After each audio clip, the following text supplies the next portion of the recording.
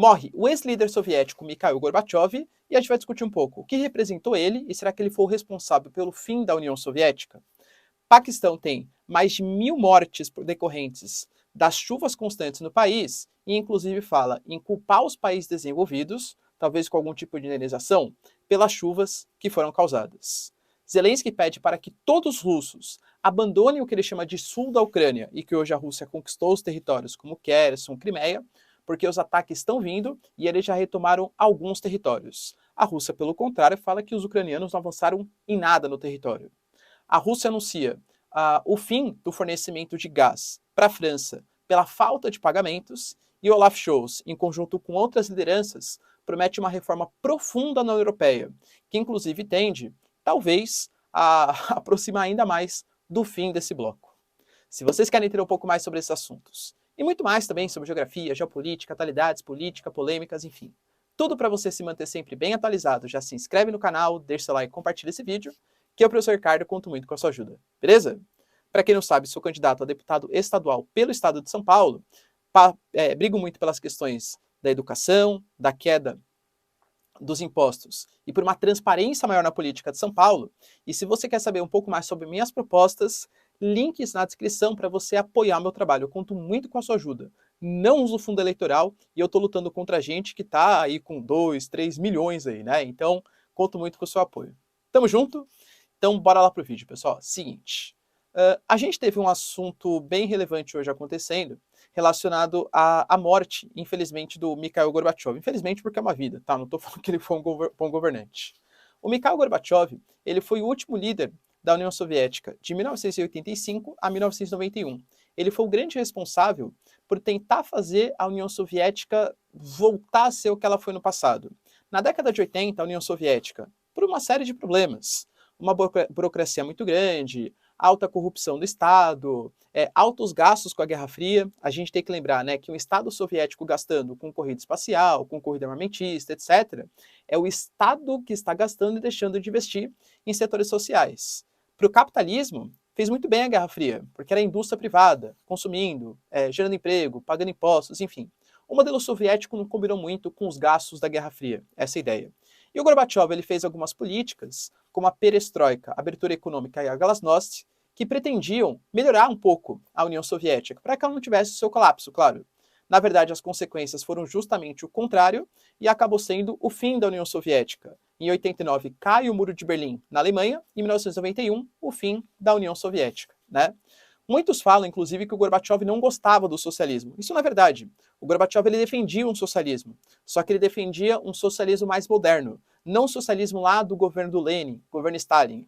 Até porque já tinha acontecido a terceira revolução industrial, a comunicação estava muito mais eficiente, globalização. Ele tentou modernizar o socialismo, mas ele acabou avançando em direção à queda. Aí, década de 90, vem o governo do Boris Yeltsin, decadência da Rússia, e anos 2000, a Rússia volta a crescer com Putin como grande potência geopolítica. Para quem não sabe, isso aqui é referência para poucos. Olha lá, hein? Deixa nos comentários se você manja essa, hein? Street Fighter. Quando você salvava, ganhava do Bison com o Zangief, que era russo, dançava com o Mikhail Gorbachev. Era um cara que tinha uma mancha aqui na cabeça. Então eu lembro quando criança, e ó que era difícil salvar com o Zangief, hein? Ele sempre, a comemoração dele era a dancinha russa lá com o Mikhail Gorbachev. Beleza? Pegou a referência? Olha lá, hein? Tô ficando velho já, ficando velho. A gente teve notícias também relacionadas ao Paquistão. Nessa época, que é época de verão para o hemisfério norte, é muito comum acontecer o que a gente chama de chuvas de monções. Forma-se uma zona de alta pressão no oceano e uma zona de baixa pressão no continente, e tende a haver ventos úmidos carregando um monte de umidade. Pô, você pega a região do sudeste asiático, do extremo oriente, é tudo uma região bastante montanhosa, dobramentos modernos e tal. E aí acontece um tipo de chuva chamado de chuva orográfica. Os ventos de monções, todo ano, eles causam enchentes na China, no Paquistão, na Índia, enfim, e uma série de países ali do Oriente. Só que esse ano, as chuvas elas estão ainda maiores. Os impactos até agora já somam mais de 1.100 mortes, além de gastos que já estão na casa dos 10 bilhões de dólares em infraestrutura. O Paquistão já conseguiu 1 bilhão frente ao FMI, só que, claro, tem que pagar, não é um dinheiro dado, é uma dívida que foi contraída. O Paquistão começa a reclamar junto aos países desenvolvidos, alegando que as monções estão cada vez mais fortes por conta das mudanças climáticas. Penso eu que é um debate que vai começar a rolar no mundo se de fato as mudanças climáticas se consolidarem. Aumento do nível médio dos oceanos. E as ilhas da Oceania, que vão ficar debaixo d'água? Essas pessoas vão para onde? Para a Austrália? E na Austrália, essas pessoas vão ser recebidas pelo Estado australiano? Ou a Austrália vai querer algum tipo de recompensa financeira por receber essas pessoas? E quem vai dar essa recompensa financeira? Os países que mais poluíram? China, Estados Unidos? Percebe o debate que pode rolar? Grande parte das pessoas vivem no litoral, que pode ser afetado pelas mudanças climáticas. A tendência de aumento no número de tufões, furacões, tornados, esses fenômenos atmosféricos intensos. Então, começou no Paquistão, mas é um papo que pode se expandir pelo mundo. O Zelensky hoje pediu para que a população russa, se quiser preservar sua vida, para que saia do sul, porque os ucranianos estão vindo com força em direção principalmente a Kherson e a Mariupol, tá? Segundo Zelensky, ele já conseguiu atacar posições onde os russos guardam munições e pontes que conectam um lado ao outro pelo rio Dnipro, que é o rio que corta a Ucrânia na sua posição central. Então, segundo Zelensky e segundo alguns governadores ucranianos, inclusive, a Ucrânia já conseguiu avançar em posições extremamente importantes. Tanto que o Zelensky pediu para que os russos saiam desse território. A Rússia, pelo contrário, disse que realmente a Ucrânia ela lançou uma ofensiva por 3 frentes, e que todas essas frentes já foram combatidas, já foram eliminadas pelo Estado russo. A gente está tendo uma guerra de narrativas aqui novamente. O Zelensky prometeu lançar uma contraofensiva e aparentemente está lançando. A questão é, os ucranianos de fato estão conseguindo derrotar os russos? O governador, por exemplo, um dos governadores disse que a retomada de Kherson é uma questão de tempo, porque a vitória dos ucranianos está vindo nesse momento, com apoio do mundo ocidental, sistema HIMARS, logística e equipamentos para combater os russos. Olha, os ucranianos aparentemente estão vindo com fúria aí. Será que os russos vão aguentar esse avanço dos ucranianos? Tivemos uma notícia também relacionada à Gazprom, a grande estatal russa, que disse que por falta de pagamentos, a partir do dia 1º de setembro, ou seja, logo mais já está acontecendo, a França não receberá mais gás russo. A França ainda não se pronunciou de maneira oficial, a Engie, que é a estatal francesa, que inclusive foi recém-estatizada, né? Voltou a ser estatizada. Mas é uma grande preocupação. Por quê? De novo, mostra o poderio que a Rússia tem frente aos outros países. Pode começar pela França, aí pode alegar que a Alemanha não fez o pagamento. Ah não, você pagou, mas não foi com rublos que eu queria, agora foi com euro, enfim. Os detalhes sobre essa suposta falta de pagamento por parte da França, eles ainda não foram divulgados pelos franceses. Somente os russos se pronunciaram que cancelaram o fornecimento de gás. Será que foi falta de pagamento? Ou algum uso geopolítico da energia da Rússia? E por fim, o Olaf Scholz fez uma declaração no dia de ontem, falando sobre uma proposta de mudança do que significa a União Europeia. O Macron já tinha falado de uma nova União Europeia, inclusive convidando a Ucrânia para esse novo bloco, tá?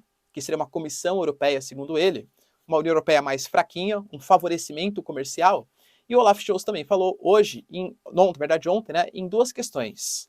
A expansão da União Europeia, principalmente para países do leste europeu, pegando, claro, Ucrânia e Geórgia, as duas pedras no sapato da Rússia.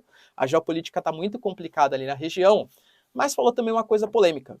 Hoje, na União Europeia, você tem um negócio chamado de voto de consenso para algumas das propostas. O que seria o voto de consenso? Para alguma coisa ser aprovada na União Europeia, por exemplo, o acordo Mercosul-União Europeia, todos os países têm que falar sim. Se um país fala não, a coisa já não acontece. Segundo a Alemanha, isso prejudica a integração mais forte do bloco. Mais coisas têm que ficar na mão do Parlamento Europeu. E aí o Parlamento Europeu, cada país, de acordo com o número de população, manda mais parlamentares para esse parlamento. E é claro, quem é o país mais populoso? A Alemanha. Quem tem mais votos? A Alemanha. Óbvio que é uma proposta que agrada muito o Olaf Scholz. Por que eu falei que isso é uma complicação? Porque grande parte, a gente está passando por um momento de aumento dos governos nacionalistas. A Giorgia Meloni, por exemplo, na Itália, a Marine Le Pen praticamente ganhando na França. Então, o que hoje os países pedem é justamente o contrário do que o Olaf Scholz está pedindo. Porque quando você tira esse voto de consenso e faz um voto majoritário, se a França, por exemplo, não quiser, mas toda a União Europeia quiser, a França é obrigada a aceitar, a Itália é obrigada a aceitar. Então vai fazer com que os países percam ainda mais a sua soberania nacional. O Reino Unido saiu do bloco também pela questão da xenofobia e tal, mas muito mais pela falta de soberania nacional, falta de conseguir controlar as suas políticas. Palavras do Nigel Farage, que era o principal líder do movimento do Brexit. Segundo a Alemanha, o que eles querem fazer é que ditaduras do leste europeu, tal como a Hungria, né, foi um recado bem forte para o Viktor Orbán, não boicotem possíveis acordos da União Europeia, mas pode fazer, pela falta de autonomia de todos os países, que isso seja o início de uma derrocada ainda mais forte da União Europeia, com o crescimento dos movimentos nacionalistas, crescimento dos movimentos eurocéticos. Se isso acontecer, a União Europeia de fato vira um país e cada Estado europeu, cada país europeu, uma espécie de Estado que pertence a essa União Europeia. Será que vai para frente essa proposta? Se vocês curtiram o vídeo, pessoal, e sabe quem é o Zangief e gosta das minhas ideias, link na descrição, por favor, tá? Conto muito com o seu apoio. Deixe seu like, tamo junto, beijos, abraços e tchau, tchau.